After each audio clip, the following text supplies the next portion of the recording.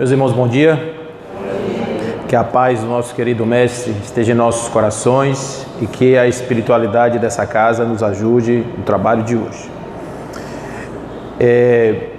Esse tema da manhã de hoje é um tema extremamente interessante, porque ele tem várias leituras. Quando a gente abre o Evangelho e a gente começa a ver essa expressão desse pedido de orientação sobre o que fazer, não é? Como fazer, de que forma nós podemos nos colocar no mundo diante das coisas, sobretudo quando nós falamos sobre Jesus, falamos sobre nossas vidas espirituais, não é? É muito comum a gente ter dúvidas, a gente se perguntar, eu estou no caminho certo? Então, normalmente, quando as pessoas vão conversar com o Espírito, a primeira coisa que pergunta é, será que eu estou no caminho certo? Porque a gente não tem um mapa, a gente não nasce com um mapa, a gente não nasce com um guia, com um GPS espiritual, que diga assim, você tem que fazer tal coisa, você tem que ser assim, Então, as nossas missões, elas são muito enigmáticas. A gente precisa ir decifrando os códigos da vida para entender qual é o nosso papel aqui na Terra. Imagine a situação daqueles que estão sendo chamados fortemente, intensamente, por um chamado espiritual, como é o caso de alguns dos nossos irmãos, que recebem esse chamamento de forma muito ostensiva. Então, os próprios espíritos dizem que determinados espíritos missionários, eles recebem chamamentos especiais. Então, é o caso de Moisés, por exemplo, quando vê aquelas sarças ardentes.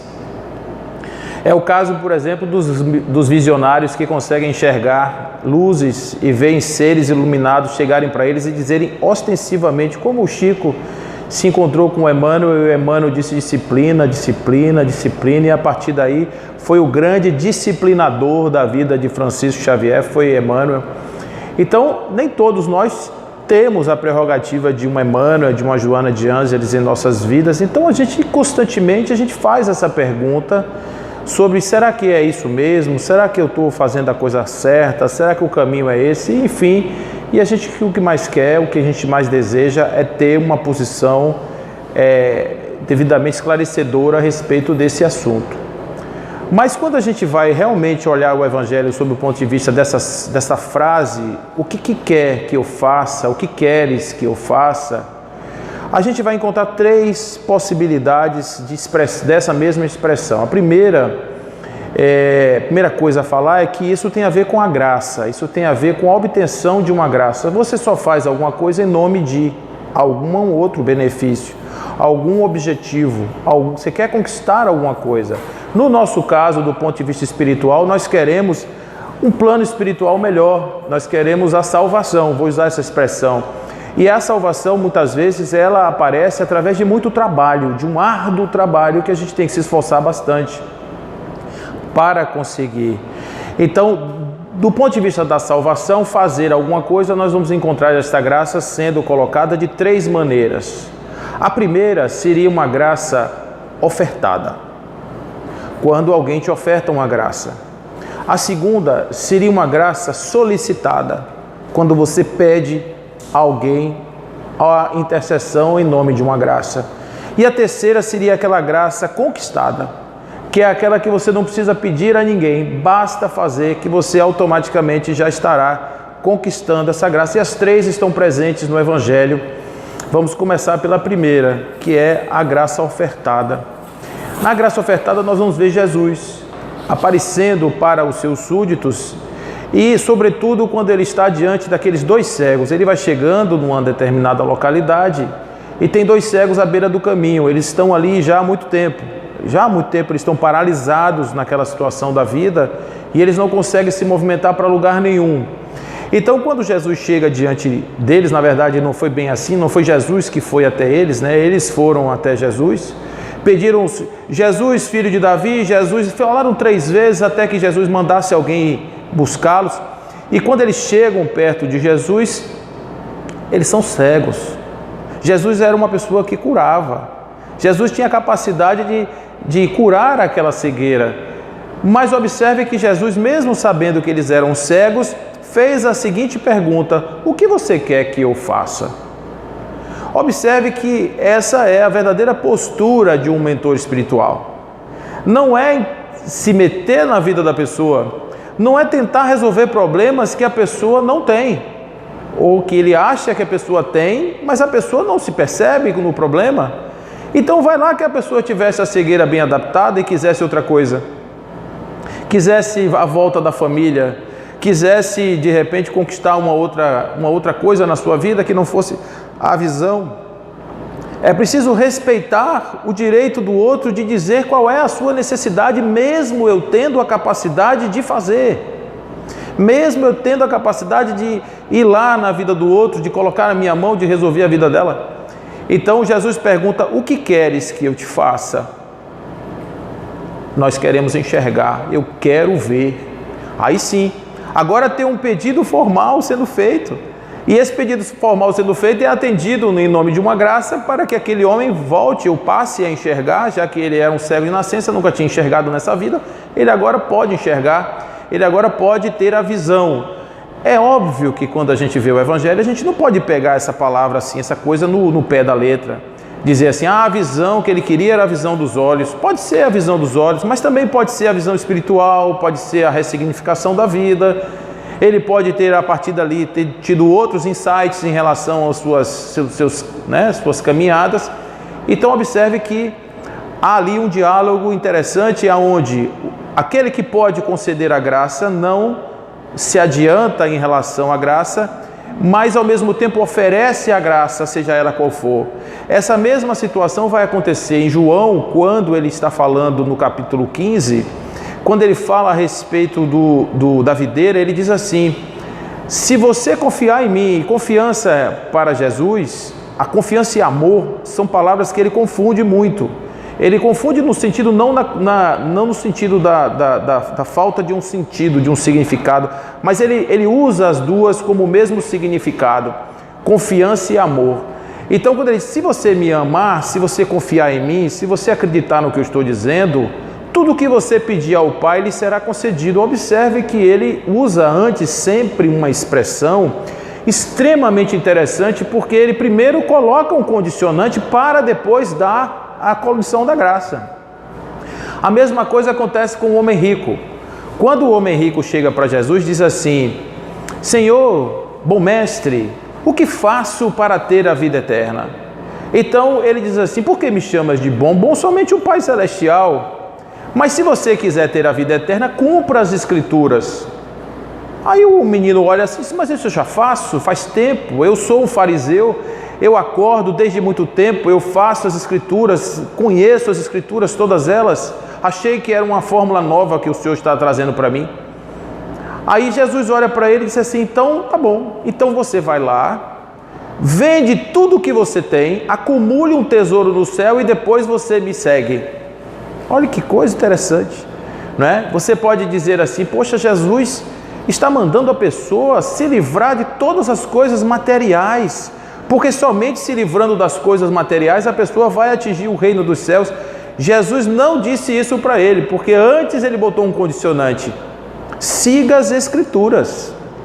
Mas como ele, seguindo as Escrituras, não estava se percebendo na vida eterna, era sinal de que as posses que ele possuía, que ele tinha, estavam atrapalhando a sua percepção espiritual. Então ele disse, se livre delas, porque elas estão te atrapalhando.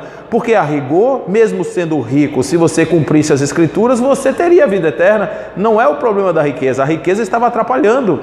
Então Jesus é sempre assim, um professor que ele coloca um condicionante antes dele dar a solução final. Então nesse caso, ele vai perguntar, o que queres que eu te faça? A mesma coisa vai acontecer na casa de Simão Pedro, quando Jesus está curando muitas pessoas e entra aquele paralítico pelo teto, não é? Entra pelo teto, pelo alto da clarabóia da casa, pelo teto da casa, entra porque eles não tinham como passar. Eram muitas pessoas, não dava para entrar com ele estava numa maca já há muitos anos. Então eles improvisaram lá uma maca com cordas, vieram por cima do telhado, desceram esse homem no centro da sala. E aí Jesus pergunta a ele, Natanael ben Elias, tu crês que posso te curar? Observe, ele sabia que podia, mas ele diz assim, você crê que eu posso te curar? Ou seja, existe a possibilidade Se Jesus estivesse falando tecnicamente, ele ia perguntar assim: Natanael ben Elias, a sua vibração espiritual está em sintonia com a minha, para que nós dois juntos possamos nos fundir e eu possa transfundir agora a minha energia espiritual para você? Essa seria a pergunta técnica, mas a pergunta mais fácil de entender é: você acredita mesmo que eu posso fazer isso? Ou seja, seu coração está ávido, está receptivo para que as minhas energias cheguem até você? Essa é a pergunta que ele faz. Então, se ele diz: sim, Senhor, eu creio que tu pode me curar, então se levante e ande. A partir daí está resolvido o problema. Porque ali havia uma sintonia, havia um desejo, havia alguém que podia ofertar alguma coisa, uma graça ofertada, mas precisava, o condicionante estava ali: você crê que eu posso te curar? Você realmente acredita nisso? Então, o Evangelho ele tem muitas dessas passagens, porque nada é de graça. Jesus nunca dizia para ninguém: eu te curei. Ele sempre dizia: vai que a tua fé te curou. Vai que você mesmo, através dessa sintonia comigo, a gente construiu. No capítulo 17 do Evangelho segundo o Espiritismo, tem uma outra passagem interessante, que é o homem no mundo. No homem no mundo tem um espírito protetor que ele diz assim: preste atenção, não é? Quando você estiver pedindo alguma coisa a alguém, algum espírito, para que o seu coração esteja sintonizado com o espírito que você está querendo se comunicar. Olha que coisa interessante ele diz. Ele está dizendo com outras palavras, mas eu estou aqui só ajustando as palavras para ficar mais simples aqui o meu dizer. Então ele diz assim: um sentimento de piedade nos é despertado toda vez que a gente percebe que alguém quer conversar com os espíritos. Mas a gente precisa dizer a essas pessoas que elas tenham sintonia, que os seus corações estejam em sintonia com os espíritos com os quais ele quer se comunicar, para que estes possam plantar em seu coração as verdadeiras sementes que vão florescer em nome da caridade. Ou seja, se o coração daquele que ora, que pede, que implora, que suplica, não estiver em sintonia, não vai adiantar muita coisa. Então, a graça ofertada, ela é ofertada no sentido de uma concessão daquele que recebe a graça. A segunda situação é a situação que vai acontecer nas portas de Damasco. Nós vamos encontrar aquele jovem Paulo, ainda Saulo, extremamente chateado, aí na versão de Emmanuel, que Emmanuel faz uma expansão, vamos dizer assim, do Atos dos Apóstolos, quando ele preenche os espaços entre as histórias com outras histórias que fazem todo o sentido e contextualizam o Atos dos Apóstolos em uma narrativa continuada de causa e efeito. Então, quando ele coloca Paulo, no caso Saulo, indo à sinagoga pedir o mandato para perseguir os cristãos em Damasco, para ir atrás de Ananias, que seria aquele conversor da sua amada Abigail, que teria, segundo ele, sido morta, ou teria morrido, ou se entregado por conta do Cristo, por conta do carpinteiro morto, que ele se referia assim, o carpinteiro que foi julgado e morto de forma vil. Então, quando ele vai até Damasco, ele vai senhor de si, ele vai totalmente cheio de convicções, não é? E quando ele chega na porta de Damasco, que ele vê a luz, aquela luz que irradia do céu e que dá aquele baque nele, ele literalmente cai do cavalo. É uma expressão que a gente usa: caiu do cavalo é quando suas convicções estão todas no chão. Você vendo o cavalo todo cheio de pompa e circunstância, e de repente você cai do cavalo. É uma coisa que desqualifica o cavaleiro, bota ele realmente no chão, tira de cima do altar e bota no chão. Então Paulo caiu no chão. As suas convicções estavam podres naquele momento, estavam carcomidas, porque Emmanuel vai dizer que durante toda a viagem ele faz questionamentos: como é que aquelas pessoas se dedicavam tanto àquelas outras tão pobres e tão miseráveis? Por que aquela pessoa se dedicava, largava a sua vida por pessoas que estavam ali, a sociedade já tinha jogado fora? Por que Abigail? Por que Estevão? Por que Estevão era tão convicto no seu processo de defesa? Porque se defendeu de forma tão brilhante, defendeu o seu mestre de maneira tão brilhante. Por que ele, Paulo, perguntando, por que eu não tenho essa mesma convicção? Por que ela em mim não radica de maneira tão intensa? Então isso tudo foi criando nele um espaço para que ele abrisse uma sintonia para uma conexão de mais alto nível com ninguém menos do que o próprio Jesus, que aparece para Saulo, e Saulo vê aquela luz e pergunta, não é? Ele ouve aquela voz, Saulo, por que você me persegue? Quem é você? Eu sou Jesus, a quem você busca, a quem você persegue? Senhor, aí agora existe já uma convicção e uma sintonia, e mais do que tudo, agora já existe o pedido. Senhor, no sentido de dizer, reconheço a sua superioridade sobre mim. Reconheço que o que você tem a me dizer é mais do que aquilo que eu sei. Senhor, o que queres que eu faça? Olha, agora é a submissão. Ele está submisso, ele agora quer, ele está se colocando como um trabalhador, como um mensageiro, ele está se colocando agora como um porta-voz, como aquele que executa tarefas pedidas por outro. E nessa mesma transformação de Paulo, nós vamos ver a transformação do próprio Estevão, não que ele fosse transformado simplesmente, mas Estevão não foi bem uma conversão, Estevão foi um upgrade, porque Estevão já era da lei, Estevão já tinha a convicção de Deus, ele só teve agora novos conhecimentos, mas muitos foram convertidos.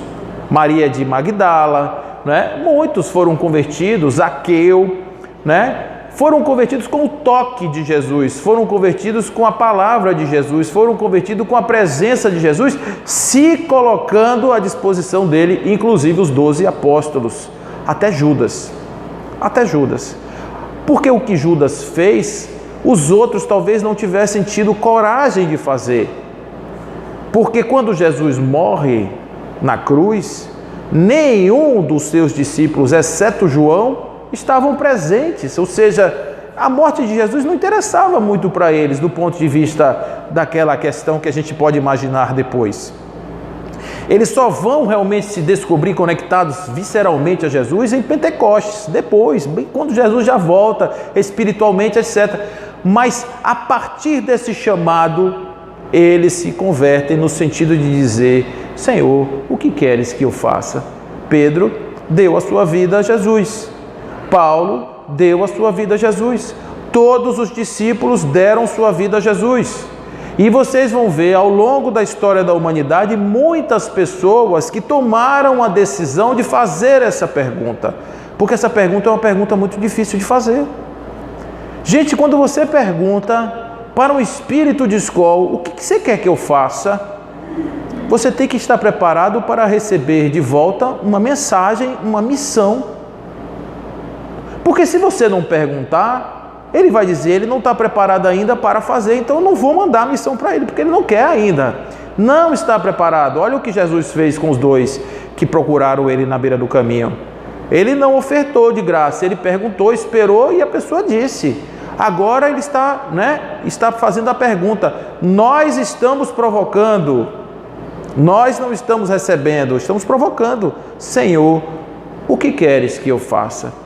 A partir daí vem uma mensagem. E aí, agora eu digo assim, serei eu um servo bom e haverei de multiplicar aquilo que recebi como mensagem ou como talento, ou serei um servo mau e preguiçoso que enterrarei os meus talentos com as missões que eu recebi? Porque de certa maneira, a gente mesmo não perguntando, todos nós temos uma missão. Todos nós, espiritualmente, quando chegamos aqui na Terra, nós temos um propósito, que seja até pessoal. Olha, tu vai lá, Paulo, para você ser menos egoísta. Pronto. Então você vai ter uma série de provas, você vai ter uma série de questões que vão te colocar numa situação que você vai ter que questionar seu egoísmo e vai ter que mudar isso. Então a minha missão aqui é o quê? Ser menos egoísta. Há outros que têm missões mais grandiosas. Você vai construir um grande templo, você vai abrigar 2.000 pessoas. É outra missão. Mas todos temos. E de certa maneira, muito pouco fazemos a pergunta: o que queres que eu faça com o que eu acabei de receber? Porque recebemos o corpo, recebemos aqui as nossas, os nossos braços, nossas pernas, recebemos todas essas questões aí que são necessárias, esses itens que são necessários para o nosso processo existencial, e a gente precisa perguntar, o que eu faço com tudo isso? A gente já se perguntou isso, o que eu faço com o corpo que eu tenho? O que eu faço com as minhas pernas, de útil para a natureza? O que eu faço com os meus braços, de útil para a natureza, com a minha inteligência, com a minha voz? Então o que a gente mais vê são pessoas desperdiçando os talentos. Por quê? Porque não usam. Quando a gente vê o ser humano pegar, por exemplo, a racionalidade, que é um dos dotes mais importantes que nos diferenciam brutalmente dos animais, a consciência e a autoconsciência. E quando a gente vê o ser humano pegar a consciência para enganar o outro, aí a gente diz, nossa, que utilização bacana, porque ele sabe que está prejudicando o outro, ele faz isso deliberadamente, ele faz isso de maneira consciente, está passando um outro para trás. Por quê? Porque ele quer se dar bem, porque ele acha que ele é a única pessoa do mundo. Isso é uma subutilização da mente. Isso é a coisa mais vil que um ser humano pode fazer consigo próprio, achar que ele é diferente de uma borboleta, achar que ele é diferente de uma árvore, achar que ele veio aqui porque ele é agraciado por Deus, só porque ele mora numa casa legal, porque ele de repente tem um emprego bacana, tem um cargo importante, então ele acha que ele tem a prerrogativa sobre os outros irmãos, porque simplesmente os outros não tiveram essa mesma condição. Aquela ideia do sangue azul, que os reis achavam que dentro das suas veias corria um sangue diferente dos plebeus, isso é uma grande ilusão. Então, nós não usamos os talentos, porque se a gente pegasse a vida da gente e fizesse um balanço e dissesse assim, o que eu recebi da espiritualidade, que casa eu tenho? Quando eu digo a casa, não é o valor da casa, é a natureza da casa, a dinâmica da casa, quem são aqueles que estão comigo, coabitando essa mesma casa, quem são os meus companheiros de viagem, quais são as qualidades das minhas relações com esses companheiros de viagem, como é que eu estou me colocando diante disso, o que trouxe para essa vida, para realizar aquilo que eu vim realizar. Então dentro dessa nossa análise a gente consegue começar a depreender o que foi que nós viemos fazer aqui, qual é a nossa missão, qual é o nosso trabalho, qual é a nossa, o que a gente veio de fato fazer. Então esse processo existencial, gente, de vez em quando a gente tem que dar uma parada para pensar. Essa pergunta você pode não fazer explicitamente, Senhor, o que quer que eu faça? Porque pode ser que a responsabilidade seja muito grande. Mas olhar para si mesmo e fazer assim uma dedução para não estar simplesmente dizendo, Senhor, me perdoe por não fazer nada daquilo que eu vim fazer aqui. É muito pior dizer isso, não é verdade? Terminar a vida e chegar lá no plano espiritual e dizer, Senhor, me desculpa, mas eu recebi tudo aquilo, mas eu não consegui usar, eu não sabia, eu era ignorante, eu não tinha ideia do que era para fazer. Então essa conquista, essa solicitação da graça para fazer tem que ter muito desejo e muita responsabilidade. A terceira condição é a condição que Jesus coloca, que é aquela que eu falei, se você me amar, se você confiar em mim, tudo aquilo que você pediu ao Pai, lhe será concedido. Então isso é outra questão também mal interpretada, porque o que mais tem hoje são pessoas deturpando isso. Obrigado. São pessoas deturpando essas palavras, E dizendo o seguinte, se você vier para cá, e se você acreditar em Jesus, se você fizer tudo que Jesus pede, aquela casinha que você quer comprar vai rolar. Aquele carro bacana que você quer comprar vai ter. Aquele emprego vai rolar. Então, transforma uma coisa altamente profunda em algo superficial. O que é o superficial? O superficial é você transformar o desejo ou querer em coisas daqui da terra, quando Jesus dizia que tudo isso seria destruído ao passar do tempo, tudo seria destruído, nada disso permaneceria, não é? E que a única coisa nossa que permanece é o espírito, em paz, em tranquilidade. Então, como é que eu posso dizer que serei merecedor das graças materiais se fizer os favores de Jesus? Eu estaria transformando Deus num grande mecenas de sentimentos. Eu estaria transformando Deus num grande trocador de favores. Se você fizer o que eu quero, eu faço o que você quer, seja lá o que for, né? Então é uma relação que desvirtua toda a beleza do Evangelho, quebra toda a magia do conhecimento humano, do conhecimento filosófico, do conhecimento espiritual, que coloca justamente nossas conquistas num patamar muito superior a esse, bastante superior a esse. Então, quando Jesus diz isso, de fato, gente, se você me ouvir, olha que tem um condicionante antes, como ele disse para o rapaz, siga as escrituras, como ele disse para o cego, você crê que eu posso te curar? Quando ele disse para Natanael, você crê que eu posso fazer isso por você? Não é? Ele está perguntando agora para nós, se você acreditar no que eu te digo. E o que Jesus nos dizia? Jesus nos dizia um negócio interessante, ele dizia assim, você tem que amar ao seu inimigo. Gente, a gente só ama o inimigo quando a gente supera o ego, porque o inimigo só existe enquanto um combate, um conflito de egos. Então por que existe o inimigo? Porque alguém contrariou o interesse meu, alguém me feriu, alguém pegou no que me doía, aí eu fico zangado com aquela pessoa. Eu estava dando uma olhada, buscando, na verdade, uma história antiga que me contaram, e foi um fato real que aconteceu na década de 90, não é? A respeito de um casal que eles se mudaram para a cidade de Lincoln, né, no estado de Nebraska, e lá esse cantor, na verdade, ele era um judeu, ele era cantor de uma sinagoga, e ele estava com a sua esposa, tinha acabado de se mudar.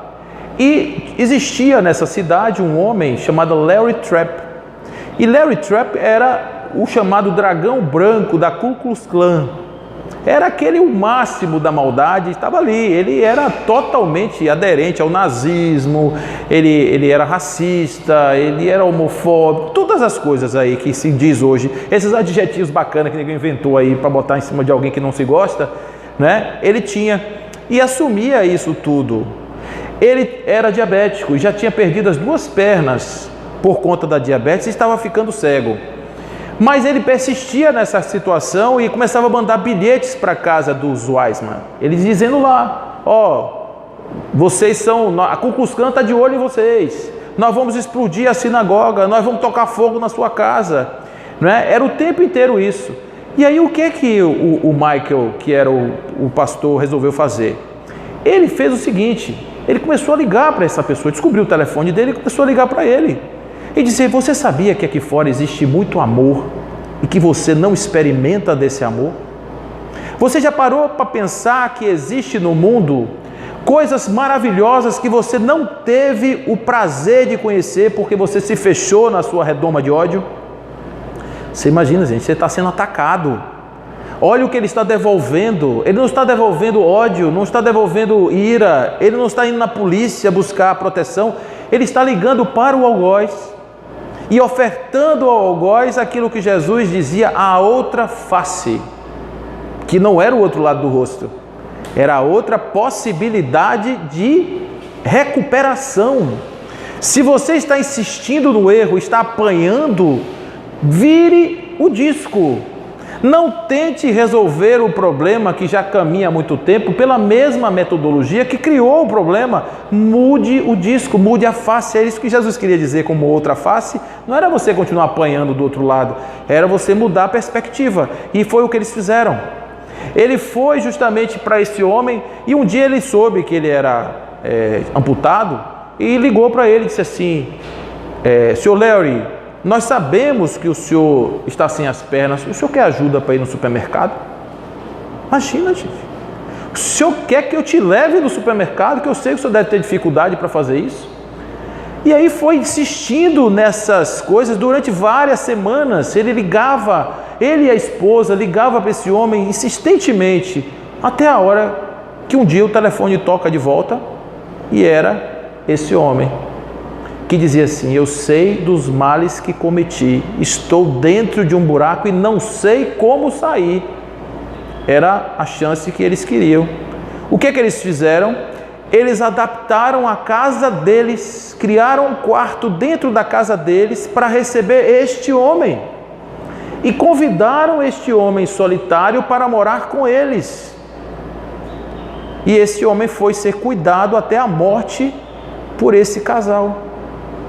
Percebe? Então, o que adianta você receber se você não usar? O que adianta você pedir se quando você recebe, você não faz nada com o que você recebe? Não é? O que adianta você pedir saúde para ficar sentado no sofá assistindo televisão? O que adianta você pedir dinheiro para ser destruído no seu ego, para ser destruído na sua condição?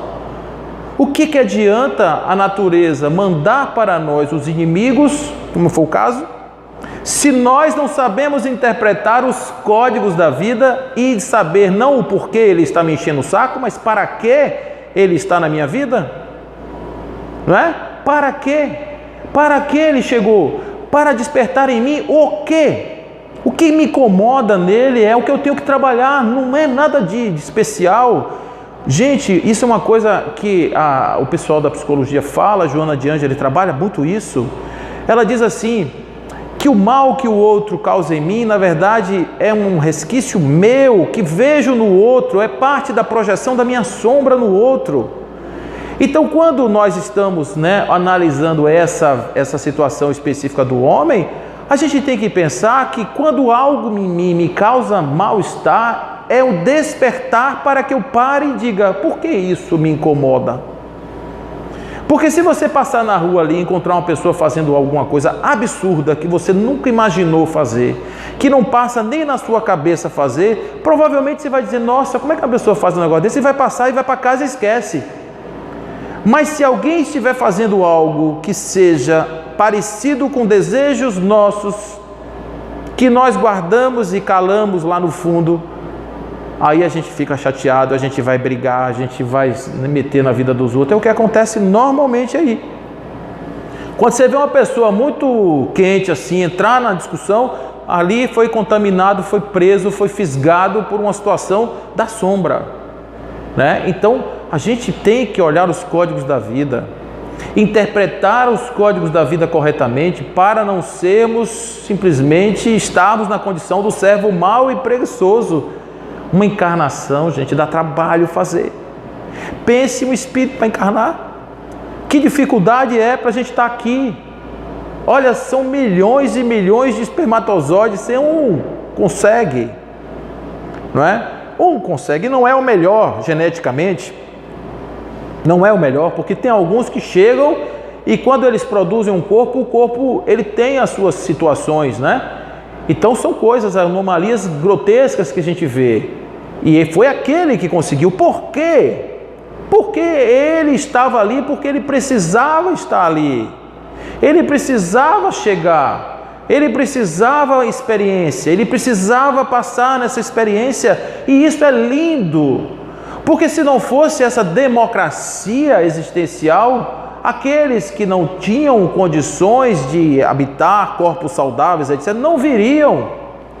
E por que vem? Porque todos nós temos no nosso passado os nossos resquícios, e quando não trazemos a cegueira, quando não trazemos a audição prejudicada, trazemos um estômago doente, trazemos um coração com um problema, trazemos um fígado com problema, trazemos um cérebro com problema, problemas outros quaisquer que a gente encontra no nosso caminho, sempre vai acontecer.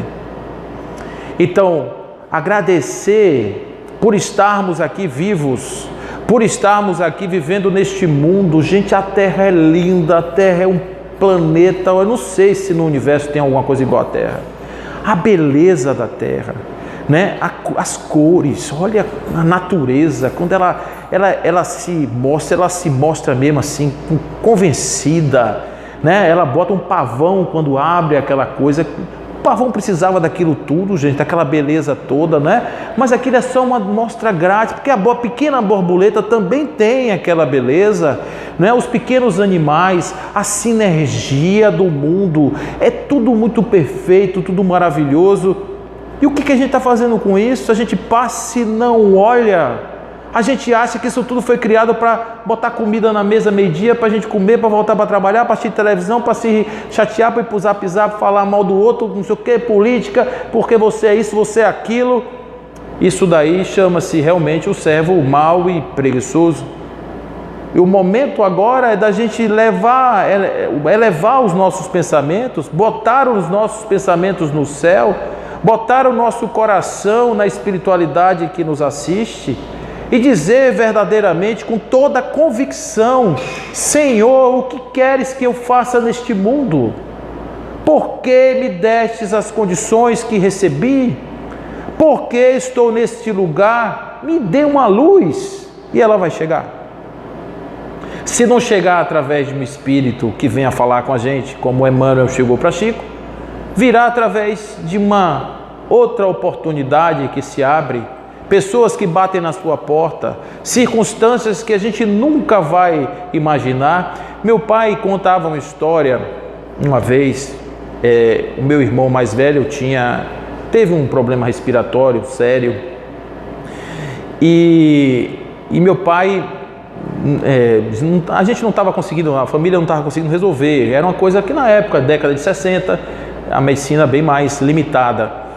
Então ele trabalhava no Banco do Brasil e apareceu uma pessoa do nada, né? E chegou lá e começou a conversar com ele na carteira, e ele começou a conversar e tal, e conversava, meu pai conversava muito, e aí contou a história do menino, né? Que o menino estava assim, não sei o que, disse: olha, eu estou indo para São Paulo e tem um remédio que lançaram aí, que é um remédio bom para essas coisas. Eu volto semana que vem e trago esse remédio para você.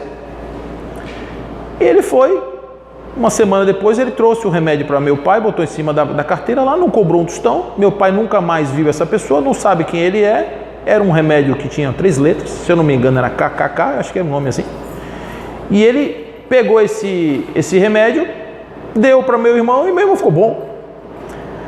Aí você diz assim: meu Deus, olha como as coisas são, né? Uma pessoa que vem do nada, chega do nada, traz uma solução para o seu problema e vai embora, e você não sabe, né? Não estou falando que era um espírito, estou apenas dizendo que a vida, né? Emmanuel diz: Deus se mostra aos homens através dos homens. Então a gente, na verdade, tem muitas demonstrações disso, né? Bezerra de Menezes, quando foi estudar medicina, que ele estava na sua condição de mais absoluta pobreza no Rio de Janeiro, ele não tinha dinheiro para nada.